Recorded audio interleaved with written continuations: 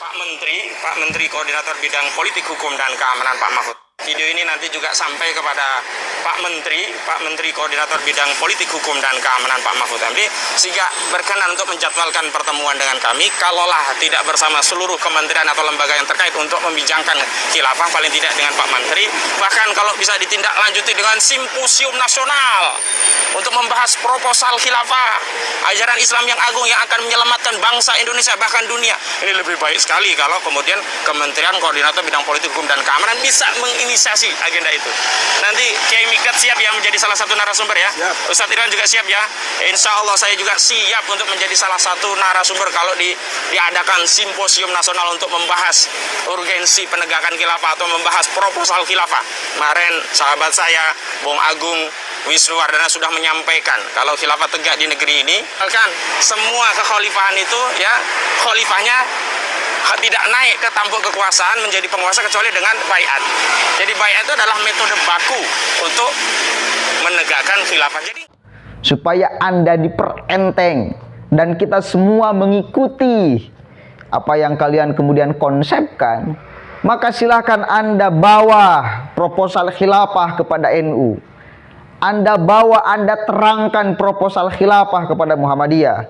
Anda bawa, Anda terangkan proposal khilafah kepada seluruh pondok pesantren yang ada di Indonesia.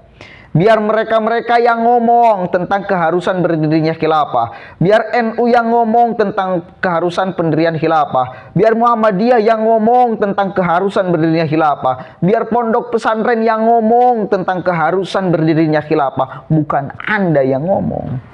Selama masih Anda yang ngomong dan tidak mereka semua, beliau-beliau ini, NU, Muhammadiyah, pondok pesantren, maka selama itu proposal khilafah akan ditolak. Bukan hanya oleh negara, tetapi oleh masyarakat. Saya sebetulnya malu ngomongin itu. Malu ngomongin itu. Kenapa? Malu dengan ketidaktegasan negara. Kita itu capek berkuar-kuar di media sosial. Mengkanter orang-orang yang terus mengusung konsep khilafah. Capek kita tuh, Pak.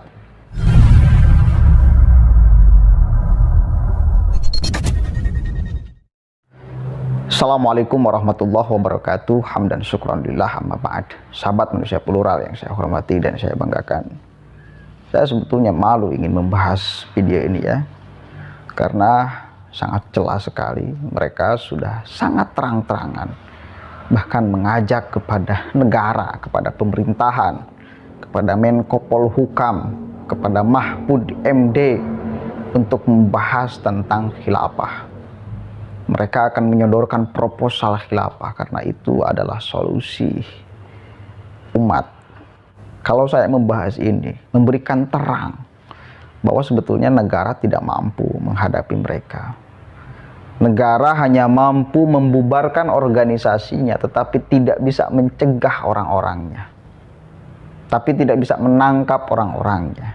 Tapi tidak bisa membendung arus ideologi yang disebarkan oleh mereka-mereka. Terus lantas apa gunanya dibubarkan organisasinya? Orang-orangnya dibiarkan. Apa gunanya? Oh, nggak ada gunanya. Nggak ada gunanya. Itu kan terang-terangan di depan mata, mengajak secara terang-terangan. Sementara negara kita sudah melarang, ya, khilafah ala HTI kemudian digaungkan. Khilafah ala HTI ya, kita jangan sampai kehilangan fokus lagi. Jangan sampai satu kali lagi kita juga tertipu lagi. Bahwa seolah apa yang mereka gaungkan, khilafah yang mereka gaungkan itu khilafah yang diinginkan oleh Rasulullah SAW. Nah itu versi HTI aja. Khilafah satu kali lagi versi HTI. Makanya banyak umat Islam yang tidak sepakat terhadap pengusulan khilafah tegak di Indonesia. Ya, banyak orang yang tidak sepakat. NU tidak sepakat, Muhammadiyah juga sama. Pondok-pondok pesantren, saya selama mondok di pesantren gak ada yang membicarakan tentang harus berdirinya khilafah, apalagi yang versi HTI itu. Kalau mereka-mereka yang mengusulkan tentang khilafah itu benar, di dalam pandangan kebenaran idealisme agama, maka sebetulnya ini nggak bakalan ditolak oleh orang-orang lain, apalagi oleh umat Islam, apalagi oleh pondok-pondok pesantren, oleh NU, oleh Muhammadiyah. Kenapa ditolak oleh mereka semua? Ya, karena ada permasalahan. Ya, ada yang janggal. Mereka menyodorkan tentang khilafah, tetapi dengan cara yang salah. Pengusul-pengusulnya kan Ismail Yusanto, Felixio, dan kawan-kawannya. Kemudian mereka teriak-teriak ingin berdirinya khilafah di negara Indonesia yang kurang khilafah apanya kita tuh.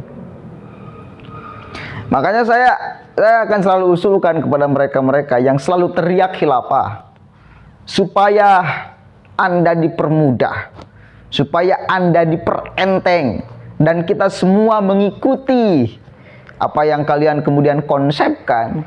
Maka silahkan Anda bawa proposal khilafah kepada NU.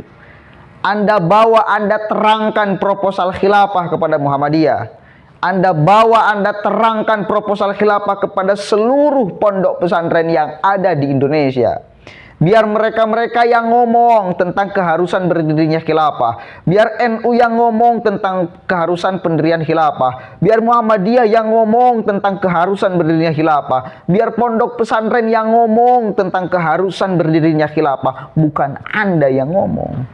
Selama masih Anda yang ngomong dan tidak mereka semua, beliau-beliau ini, NU, Muhammadiyah, pondok pesantren, maka selama itu proposal khilafah akan ditolak. Bukan hanya oleh negara, tetapi oleh masyarakat. Tuh, saya usulkan ya, Anda yang selalu ngotot menawarkan konsep khilafah, silahkan Anda presentasikan di depan NU, Anda presentasikan di hadapan Muhammadiyah, Anda presentasikan di hadapan seluruh pondok-pondok kiai yang ada di pondok pesantren. Presentasikan, biar mereka-mereka yang ngomong, yang jelas punya jamaah. Yang ngotot ya, yang ngotot ingin mendirikan khilafah, silakan presentasikan. Biar mereka-mereka yang ngobrol. Ketua NU yang kemudian ngomong tentang keharusan berdirinya khilafah nanti. Ketua Muhammadiyah yang ngomong nanti. Pimpinan-pimpinan pondok pesantren ngomong kepada santrinya. Ya. Itu biar satu kali lagi konsep Anda itu segera diterapkan kalau memang ngotot ingin. Kenapa orang lain menolak? Karena berapa persen masyarakat Indonesia yang percaya kepada Anda? Benarkah Anda ingin mendirikan khilafah secara konsep Islam yang benar, bukan konsep HTI yang brutal, yang mengharamkan segalanya? Dan satu kali lagi, saya sebetulnya malu ngomongin itu. Kenapa? Malu dengan ketidaktegasan negara.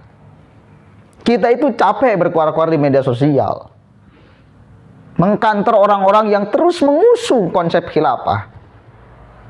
Capek kita tuh, Pak. Kenapa kita terang-terangan menolak mereka? Karena jelas mereka itu sudah kurang ajarnya kebangetan, mengatakan negara ini tauhid dan sebagainya. Apa tidak kebangetan itu? Kebangetan, bos.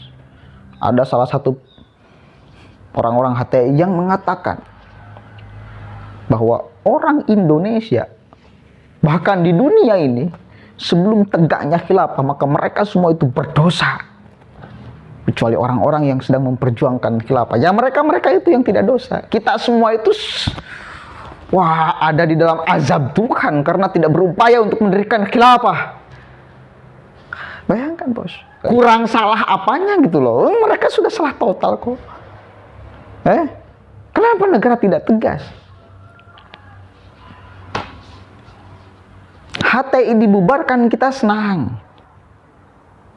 Artinya negara benar-benar ikut andil di dalam mencegah paham arus perkembangan ideologi yang akan meruntuhkan Pancasila, yang akan merusak NKRI, yang akan merusak kebinekaan. Kita senang. Dulu kita itu euforia, alhamdulillah, ada ketegasan di pemerintahan. Tetapi kemudian lambat laun saya jadi berpikir, Apa manfaatnya dibubarkan organisasi HTI jika orang-orangnya masih berkeliaran? Sekedar nama kok. Nama itu bisa berganti dengan apapun. Yang berbahaya itu esensi dari HTI. Yang berbahaya itu orang-orang HTI. Pemerintah membubarkan cangkang, esensinya dibiarkan. Maka esensi ini yang kemudian berkeliaran, ya, untuk mentransfer esensi khilafah kepada orang lain. Esensi ini yang paling penting untuk dicegah, ini esensinya, bukan cangkangnya. Esensi itu orang-orangnya. Masa harus terus kita ngomong itu? Coba akan seperti apa nih tanggapan Mahfud MD minimal ya? Saya mau ngamuk-ngamuk juga, apa gunanya ini? Karena seolah-olah satu kali lagi saya pun yang selalu teriak untuk menolak mereka semua, ya tidak, ya ngapain negara juga membiarkan? Kalau benar-benar negara membiarkan, kita juga kan akan, ya biarkan aja lah, berkembang sekalian mungkin. Kalau ini yang diinginkan oleh negara, saya sih masih berharap negara hadir untuk mencegah mereka semua, karena jelas mereka menanamkan, mentransfer ideologi pemahaman yang menyimpang di negara kesatuan Republik Indonesia. Itu saja. Wallahul muwaffiq ila aqwamit thoriq. Wallahu a'lam bishawab. Assalamualaikum warahmatullahi wabarakatuh.